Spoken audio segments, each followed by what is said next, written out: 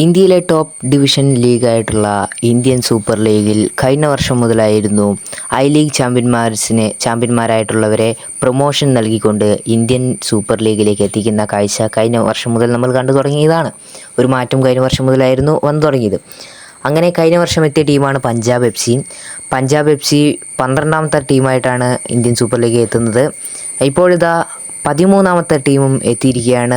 I league കഴിഞ്ഞ വർഷം ചാമ്പ്യന്മാരായിട്ടുള്ള Mohammedan F C ആണ് എത്തിയിരിക്കുന്നത്. അതിനുമ്പോൾ ഒരു കാര്യം പറയട്ടെ, ചാനലിൽ സബ്സ്ക്രൈബ് ചെയ്യേണ്ടതുണ്ട്. സബ്സ്ക്രൈബ് ചെയ്യുക, ബെൽ ബട്ടൺ ഇട്ടുക. വീഡിയോ ഇഷ്ടപ്പെട്ട ലൈക്ക് ചെയ്യാൻ പറ്റുന്ന വീഡിയോ ഒരു അഭിപ്രായം നിർദ്ദേശം കമൻറ്റ് ചെയ്യാൻ മറക്കണ്ട. അപ്പം കഴിഞ്ഞ വർഷം ഐ ലീഗ് ചാമ്പ്യന്മാരായിട്ടുള്ള മുഹമ്മദൻ എഫ് സി ആണ്, സ്പോർട്ടിംഗ് ക്ലബ്ബാണ് ഇന്ത്യൻ സൂപ്പർ ലീഗിലേക്ക്, ഇന്ത്യയിലെ ടോപ്പ് ഡിവിഷൻ ലീഗായിട്ടുള്ള ഇന്ത്യൻ സൂപ്പർ ലീഗിലേക്ക് 13ാമത്തെ ക്ലബ്ബായി ഇപ്പോൾ എത്തിയിരിക്കുന്നത്.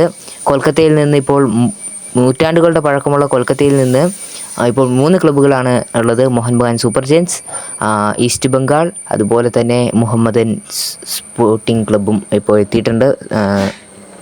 ഏതായാലും ഒരു കൊൽക്കത്തനാധിപത്യം തന്നെയാണ് ഇന്ത്യൻ സൂപ്പർ ലീഗിൽ കണ്ടുവരുന്നത്. ഇനി അടുത്ത വർഷം ചാമ്പ്യന്മാരാകുന്നവർ ഐ എസ് എല്ലിലേക്ക് പ്രൊമോഷൻ നേടും എന്ന് തന്നെയാണ് പ്രതീക്ഷിക്കുന്നത്. ഇങ്ങനെ പോവുകയാണെങ്കിൽ ഐ എസ് എൽ ഒരു ലോങ് പീരീഡ് ടൂർണമെൻറ്റായി മാറാൻ സാധിക്കും. ഒരു 15ഓളം ടീമുകൾ, 2 ടീമുകളുടെ വന്ന 15 ടീമുകളാകും ഐ എസ് എല്ലിൽ.